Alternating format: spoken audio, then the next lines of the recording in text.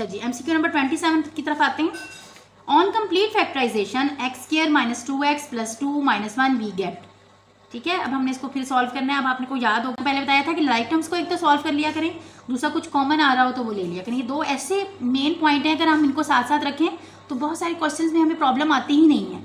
तो ये देखिए मुझे फौरन से लाइक टर्म्स नजर आई, मैंने इसको सॉल्व कर लिया। x² - 2x + 1। अब ये अगेन एक फॉर्मूला बन रहा है, x² - 2x + 1। ये भी होल स्क्वायर बन रहा है, फर्स्ट अमाउंट का स्क्वायर सेकंड अमाउंट का स्क्वायर, दरमियान में -2 into first amount into second amount, वो मैंने चेक भी कर लिया। तो ये फर्स्ट अमाउंट का रूट लिखा, सेकंड अमाउंट का रूट लिखा, और दरमियान में साइन मैंने आपको कहा था ना हम मिडिल टर्म से लेते हैं। देखिए हम क्या करते हैं, हम फर्स्ट अमाउंट से रूट लिया, सेकंड अमाउंट से रूट लिया, और साइन हमने थर्ड टर्म से ले ली। तीन टर्म्स नजर आ रही है ना, इससे रूट, इसका भी रूट, और इससे हमने क्या लिया, साइन लिया। तो जो भी यहाँ पर साइन होता है वही हमारे फॉर्मूले का साइन होता है। तो ये x - 1 का होल स्क्वायर बन गया। ठीक हो गया, जो कि हमारे पास इटसेल्फ मल्टीप्लिकेशन को शो कर रहा है 2 times. A option will be the correct option. यही सारा यहाँ पे एक्सप्लेन भी किया हुआ है। We can also write it as x - 1 into x - 1. Then the correct option is option A. चलिए MCQ नंबर 28 को देखते हैं। On factorization of b cube - 1/b cube we get. ये सेपरेट क्यूब का फॉर्मूला है विद माइनस साइन।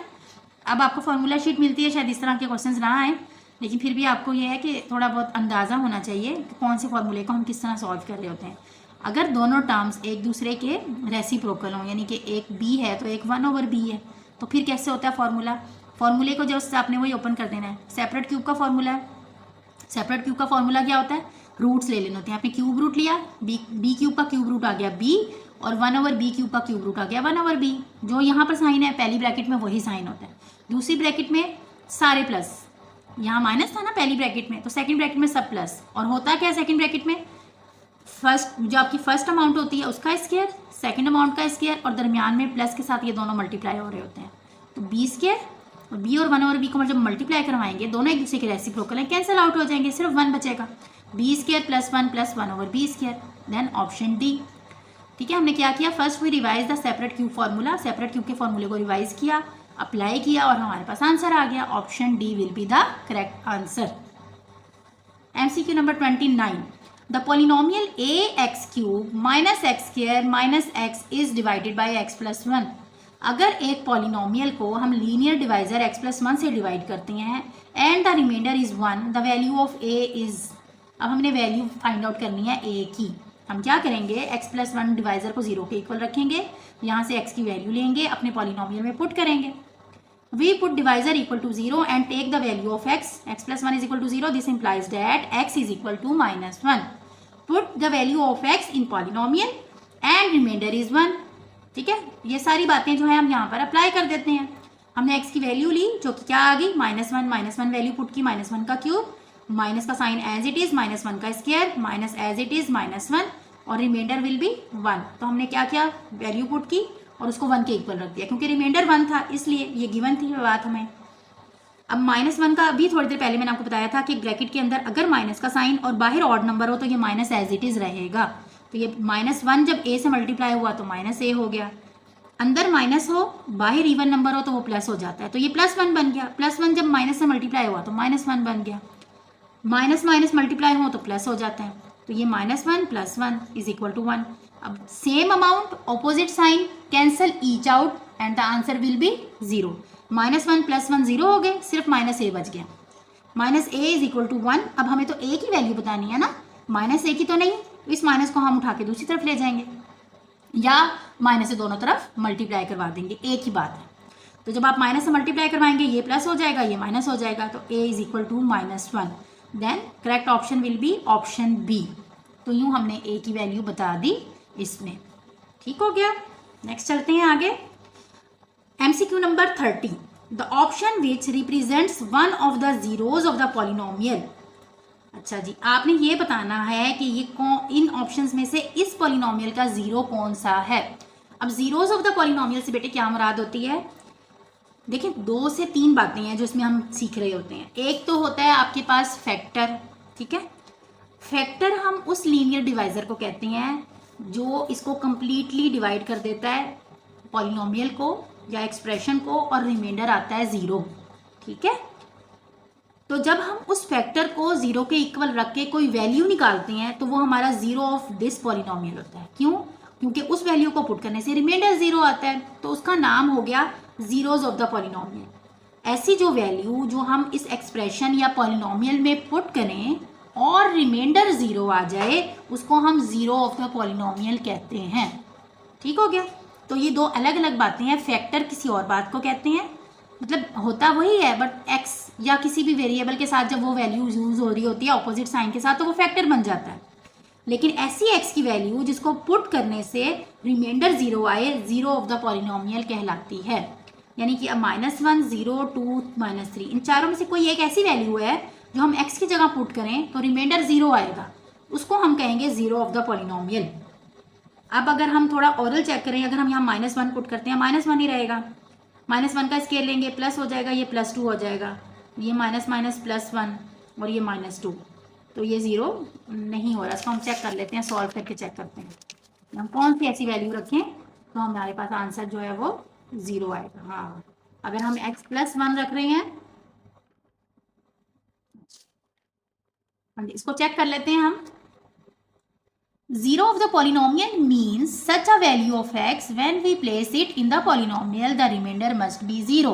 ठीक है, put x is equal to -1 in the polynomial, -1 का क्यूब +2 इंटू -1 का स्क्वायर माइनस इंटू -1 -2। अब -1 का क्यूब अभी मैंने आपको बताया था, ब्रैकेट के अंदर माइनस, बाहर ऑड नंबर माइनस ही रहेगा, ब्रैकेट में माइनस, बाहर इवन नंबर प्लस हो जाएगा +2, और ये दोनों मल्टीप्लाई होकर माइनस माइनस +1 और ये -2, ये +2 -2 से कैंसिल हो गया, +1 -1 से कैंसिल हो गया। So correct option will be option A. तो इसको ओरल भी थोड़ा सा चेक किया जा सकता है, ना समझ में आए तो हम सॉल्व करके देख लेते हैं। ठीक है, तो जो अब -1 जो x की वैल्यू -1 थी ना, ये इस पॉलिनोमियल का ज़ीरो है। क्यों? जब हमने x की वैल्यू -1 रखी इस पॉलिनोमियल में तो आंसर ज़ीरो आया। तो इस तरह आप याद रख सकते हैं ज़ीरो ऑफ द पॉलिनोमियल से क्या मुराद है। ठीक है, अब अगर मैं इसी क्वेश्चन में आपसे पूछूं बेटे कि इसका इस पॉलिनोमियल का फैक्टर क्या होगा। ठीक है, एक एडिशनल बात मैं आपको बताती हूँ, बच्चे कंफ्यूज हो जाते हैं अक्सर इसमें। अगर मैं यहाँ पर इन्हीं आपके इन्फॉर्मेशन के साथ आपसे इस पॉलिनोमियल का फैक्टर पूछ लूँ तो आप क्या बताएंगे? फैक्टर उस लीनियर डिवाइजर को कहते हैं जो इस एक्सप्रेशन या पॉलिनोमियल को कंप्लीटली डिवाइड करता हो, कंप्लीटली, रिमाइंडर ना बच रहा हो, रिमाइंडर ज़ीरो ही हो। तो फैक्टर ढूंढना बड़ा आसान है।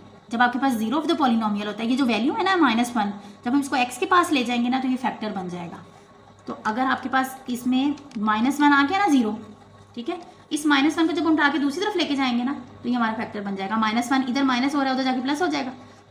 ठीक है, तो ये x +1, बस x +1 = 0 लिख लें। वैसे x +1 हमारा फैक्टर होगा। इस पॉलिनोमियल का अगर मैं आपसे पूछती ना फैक्टर क्या होगा, तो इस पॉलिनोमियल का फैक्टर होगा x +1। ठीक है, जब हम इसको इससे डिवाइड करेंगे तो रिमाइंडर ज़ीरो आएगा। ठीक हो गया, तो ये एक एडिशनल बात भी आपको पता लग गई। आगे चलते हैं MCQ नंबर 31 पे। If R is equal to matrix A minus B then additive, अब आपके पास नेक्स्ट SLO शुरू हो गया है। ठीक है, मैट्रिसेस का। If R is equal to A minus B then additive inverse of R is, अब एडिटिव इनवर्स की हमें जो सारी डेफिनेशन है वो रिवाइज करनी पड़ेगी। क्या होता है एडिटिव इनवर्स? ये ऑप्शंस दिए हुए हैं। Additive inverse of any matrix is obtained by changing to negative of each non zero entries of the matrix. जो भी मैट्रिक्स हमें गिवन हो, हम उसकी जितनी भी एंट्रीज हों उनके साइंस ऑपोजिट कर दें, तो इसको कहते हैं additive inverse of given matrix. ठीक है, तो क्या होगा? -a + b, -a + b, हमने इसको क्या किया? माइनस से मल्टीप्लाई कर दिया अपने मैट्रिक्स को, तो हमें कौन सा मैट्रिक्स मिला? Additive inverse. अब मैं आपको ना थोड़ा सा एक और बात भी बताती हूँ। एडिटिव से आपने याद रखना है एडिशन। ठीक है, अब एडिटिव इनवर्स से बेटे ये मुराद है कि हम अपने गिवन मैट्रिक्स में एक ऐसा मैट्रिक्स ऐड करें कि आंसर आ जाए ज़ीरो। ज़ीरो क्या होता है? ज़ीरो से मुराद नल मैट्रिक्स आ जाए। यहाँ पर ज़ीरो से मुराद ये है कि हमें नल मैट्रिक्स मिल जाए। हम अपने मैट्रिक्स में एक ऐसा मैट्रिक्स ऐड करें कि आंसर में हमें नल मैट्रिक्स मिल जाए, इसको कहते हैं एडिटिव इनवर्स। ठीक है, तो ये आपने हमेशा याद रखनी है बात। Additive inverse of any matrix is obtained by changing to negative of each non zero entries of the matrix. So the correct option is option B, -a + b we add in our matrix then the resultant matrix will be null matrix। तो resultant matrix हमें null matrix मिलेगा जो कि additive inverse में होना चाहिए। हम इसमें ऐड करके मैंने आपको दिखाया कॉरिस्पॉन्डिंग वैल्यूज ऐड करती हैं। ए की कॉरिस्पॉन्डिंग वैल्यूज क्या है -a, और -b की कॉरिस्पॉन्डिंग वैल्यू क्या है +b। इनमें ऐड किया, same amount, opposite sign cancel zero होता है ना, यहाँ पे भी वही रूल होगा। सेम अल्फाबेट्स हैं, ऑपोजिट साइन है, cancel zero out, cancel each out, the answer will be 0। तो यूँ हमें नल मैट्रिक्स मिल गया। These two matrix additive inverse of each other, ये दोनों ही एक दूसरे के एडिटिव इनवर्स होंगे। हमारे पास MCQ number 32, if n matrix is equal to 0 0 1 1 then transpose of n is, transpose का कॉन्सेप्ट भी देख लेते हैं, रिवाइज कर लेते हैं। ट्रांसपोज का क्या कॉन्सेप्ट है आपके पास, a matrix obtained by changing the rows into columns or columns into rows of a matrix is called transpose of a matrix। तो हम ट्रांसपोज कहेंगे अगर हम उसकी रोज को कॉलम और कॉलम को रोज बना लें। ठीक है, यहाँ लिख देते हैं ताकि हमें पता लगता रहे कि हमने ट्रांसपोज ऑफ अ मैट्रिक्स की डेफिनेशन लिखी है। A matrix obtained by changing the rows into columns और columns into rows, यानी कि रोज, आपको पता है ना रोज क्या होती हैं, हॉरिजॉन्टल जो आपके पास एंट्रीज होती हैं ये रोज होती हैं, और जो वर्टिकली होती हैं वो हमारे पास कॉलम्स होते हैं। तो अगर हम रोज को कॉलम बना दें, कॉलम्स को रोज बना दें, तो ये क्या कहलाता है, ये ट्रांसपोज ऑफ अ मैट्रिक्स कहलाता है। तो कोई एक हम ऑप्शन ले लेते हैं, हम हमारी मर्जी है कि हम रोज को कॉलम बना दें या कॉलम्स को रोज बना दें, कोई एक तरीका इसमें से ले लेते हैं। ठीक है, तो हम क्या करेंगे, ये 0 0 हमारी रो है ना, इसको हम 0 0 को कॉलम बना देंगे। तो ये हमने 0 0 को कॉलम बना लिया। ये 2 1 हमारी रो थी, हमने इसको कॉलम बना लिया। ये देखिए ये रोज थी, कॉलम बन गए। तो क्या हुआ transpose of the matrix, option A will be the correct answer.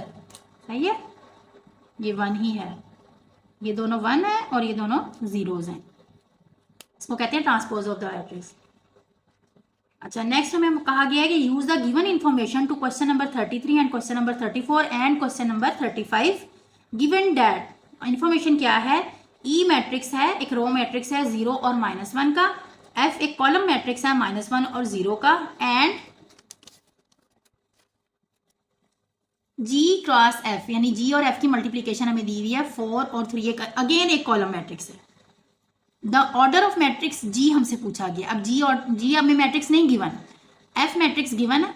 यहाँ पर ये देखें एफ मैट्रिक्स गिवन था -1 और 0, जी नहीं गिवन था, लेकिन जी का ऑर्डर पूछ लिया है। तो बाज़ बच्चे यहाँ परेशान हो जाते हैं कि जी तो है ही नहीं, हम उसका ऑर्डर कैसे फाइंड आउट कर सकते हैं। बड़े सिंपल सा रूल है और जो हमेशा आपके आगे भी काम आएगा। थोड़ी सी एक्सप्लेनेशन आपको बता देती हूँ, फिर आगे चलते हैं। The number of rows and column in a matrix specify it's order. हमें पता है कि नंबर ऑफ रोज और कॉलम जो हैं वो किसी भी मैट्रिक्स का ऑर्डर स्पेसिफाई करती हैं।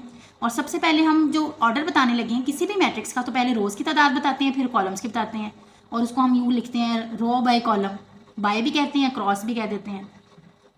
व्हेन वी मल्टीप्लाई 2 मैट्रिसेस, अब 2 मैट्रिसेस को मल्टीप्लाई कर रहे हैं, तो एक बड़े हमारे पास मज़ेदार सी जो है ट्रिक कह सकते हैं आप, ट्रिक है कि बगैर हम मैट्रिक्स के गिवन मैट्रिक्स के भी बता सकते हैं कि इसका मल्टीप्लिकेशन के बाद ऑर्डर क्या होगा, अगर सिर्फ ऑर्डर भी पता हो हमें। तो कैसे, वो देखें। ऑर्डर ऑफ जी, अब ऑर्डर ऑफ जी जो है हमें नहीं पता था, ठीक है, मैंने बाद में सॉल्व करके लिखा है। ऑर्डर ऑफ एफ गिवन था, ये जो मैंने ब्लैक कलर से लिखा है वो हमें गिवन थी बातें। ऑर्डर ऑफ एफ क्या था, 2 क्रॉस 1, 2 क्या है मैं आपको बताती हूँ। ये देखें एफ की 2 रोज है ना और 1 कॉलम है। ऑर्डर में हमेशा हम पहले रोज लिखते हैं फिर कॉलम्स लिखते हैं, तो 2 रोज और 1 कॉलम, तो 2 by 1 लिखा मैंने ऑर्डर एफ का। फिर जो मल्टीप्लिकेशन के बाद हमें मैट्रिक्स मिला उसका भी हमें ऑर्डर पता है, क्यों, क्योंकि मैट्रिक्स ही पता है तो ऑर्डर भी पता होगा, ये भी 2 by 1 ही है। अब होता क्या है, होता ये है कि जब हम ऑर्डर ऑफ जी मैट्रिक्स और ऑर्डर ऑफ एफ मैट्रिक्स को इकट्ठा रखते हैं, तो जो दरमियान वाली दोनों वैल्यूज़ हैं बेटे वो सेम होनी चाहिए। क्यों सेम होनी चाहिए ये भी बता देती हूँ। अगर यहाँ पर 2 है ना, मस्ट है कि जी का यहाँ पर भी 2 ही हो, क्यों वो मैं बताती हूँ। उसकी वजह ये है कि मल्टीप्लिकेशन का रूल ये होता है, कन्फर्मेबल टेस्ट होता है कि 2 जो मैट्रिक्स हैं वो तभी मल्टीप्लाई हो सकते हैं जब इस मैट्रिक्स के कॉलम्स और इस मैट्रिक्स की रोज आपस में इक्वल हो। तो यहाँ पर नंबर ऑफ कॉलम्स होंगे जी के, तो अगर number of rows of F 2 हैं तो मस्ट है कि जी की कॉलम्स भी 2 ही हों। तो जी के कॉलम हमने खुद से लिख लिए 2, क्योंकि अगर ये दोनों मल्टीप्लाई हो सकते हैं जो कि हुए हुए हमें नज़र आ रहे हैं, इसका मतलब ये है कि जी के कॉलम्स हमेशा, जो जी के कॉलम्स हैं वो 2 होने चाहिए। ठीक है, मस्ट है कि जी के कॉलम्स 2 हो, तो मैंने 2 लिख दिया। अब उसके बाद देखें, ये वाला जो दरमियान वाला नंबर है ना ये स्किप हो जाता है मल्टीप्लिकेशन में। जो 2 मैट्रिक्स जिनको हम मल्टीप्लाई करवा रहे होते हैं उनका हम ऑर्डर लिखते हैं ये दरमियान वाला नंबर स्किप करके जो एक्सट्रीम वैल्यूज़ होती हैं ना, वो हमें जो ये मल्टीप्लाई करने के बाद मैट्रिक्स मिलता है ना, उनका ऑर्डर होता है। तो वो यहाँ पर तो है 1 और यहाँ पर है 2। इसका मतलब क्या हुआ कि जी की जो रोज़ हैं वो 2 हैं। तो यहाँ से मुझे जी की रोज़ मिली और इधर से मुझे जी के कॉलम्स मिल गए। तो अगेन दोबारा भी कभी ऐसा हो कि आपको ये इस तरह का क्वेश्चन आ जाए, तो आपने हमेशा इसको याद रखना है बात को कि हमें बस अगर सिर्फ ऑर्डर भी हो ना, तो हम मल्टीप्लाई होने के बाद वाला भी ऑर्डर बता सकते हैं। यानी कि अगर इन दोनों को मल्टीप्लाई करें तो हमें नया ऑर्डर क्या मिलेगा मल्टीप्लिकेशन के बाद वाली मैट्रिक्स का, और अगर हमें ये ऑर्डर मिला हुआ हो तो हम इन दोनों में से किसी एक मैट्रिक्स को भी बता सकते हैं। एक्सप्लेनेशन देखते हैं इसकी। First we write number of rows and in second place we write number of columns. Order में क्या होता है, ऑर्डर ऑफ अ मैट्रिक्स में हम क्या लिखते हैं, पहले हम नंबर ऑफ रोज लिखते हैं, फिर हम नंबर ऑफ कॉलम्स लिखते हैं। ठीक है, नंबर ऑफ कॉलम्स। अच्छा जी, number of column must be 2 of G. अब जी के नंबर ऑफ कॉलम्स को 2 ही होना चाहिए। क्यों? Because number of column of first must be equal to number of rows of second. अब ये आपके पास कंफर्मेबल टेस्ट है मल्टीप्लिकेशन का कि फर्स्ट के नंबर ऑफ कॉलम्स सेकंड के नंबर ऑफ रोज के इक्वल होने चाहिए। इसका मतलब ये हुआ कि जी के ऑर्डर में नंबर ऑफ कॉलम तो मस्ट है कि वो 2 ही हों। आगे चलते हैं। And rows of ji must be 2 because in order of ji cross F 2 shows rows of ji are 2। अब जब हमें मल्टीप्लिकेशन के बाद वाला जो ऑर्डर मिला है, मैंने आपको बताया था कि मल्टीप्लिकेशन के बाद वाला जो ऑर्डर होता है वो इन 2 वैल्यूज़ का होता है। ये 2 मल्टीप्लाई बाय 1 यानी जी की रोज और एफ के कॉलम्स जो होते हैं वो हमें मल्टीप्लिकेशन के बाद मिलने वाले मैट्रिक्स का ऑर्डर होते हैं। इसका मतलब ये हुआ कि जी की रोज भी 2 ही होनी चाहिए। ठीक है, and rows of ji must be 2 because in order of ji cross F 2 shows rows of ji are 2 and column of f is 1। So the correct option is C. तो आप हम आगे भी याद रख सकते हैं कि अगर आपके पास सिर्फ ऑर्डर गिवन हो, यानी कि इन 3 में से कोई से 2 ऑर्डर गिवन हो, इन दोनों का ऑर्डर गिवन हो या इन दोनों का ऑर्डर गिवन हो, तो हम इनकी मल्टीप्लिकेशन के बाद जो हमें मैट्रिक्स मिलता है उसका ऑर्डर भी बता सकते हैं। ठीक है, मुझे उम्मीद है कि आपको अच्छे से समझ आ गई होगी इसकी। अगर आपको कहीं पर किसी भी बात की समझ में नहीं आई, आपको मज़ीद भी एक्सप्लेनेशन की ज़रूरत है, तो आप कमेंट बॉक्स में पूछ सकते हैं, मैं आपको वहीं पर भी इसका आंसर कर दूँगी। ठीक है, ताकि अगर कोई बात अभी भी कोई बात अभी भी ऐसी है जो आपको कंफ्यूज कर रही है या क्लियर नहीं हुई, तो वो आप ज़रूर पूछें, ताकि पेपर से पहले अगर कोई कन्फ्यूजन है तो वो आपकी दूर हो और आपको इन वीडियोस से देखने का सुनने का जो है वो भरपूर जो फ़ायदा है वो मिले। ठीक है, जो असल मकसद है इन वीडियोस के बनाने का कि स्टूडेंट्स जो हैं जहाँ उनको प्रॉब्लम आ रही होती है लास्ट में पेपर सॉल्व करते हुए कुछ कॉन्सेप्ट्स क्लियर नहीं होते या कुछ कॉन्सेप्ट में कुछ मसला आ रहा होता है तो वो क्लियर हो। तो मुझे बड़ी खुशी होगी कि अगर आपकी कहीं से भी जो प्रॉब्लम्स हैं वो मेरी वजह से हल हों या मेरी कुछ मदद से आपको फ़ायदा हो। ठीक है, जो जहाँ आपको प्रॉब्लम आ रही है जिस भी चीज़ में वो आप ज़रूर पूछें।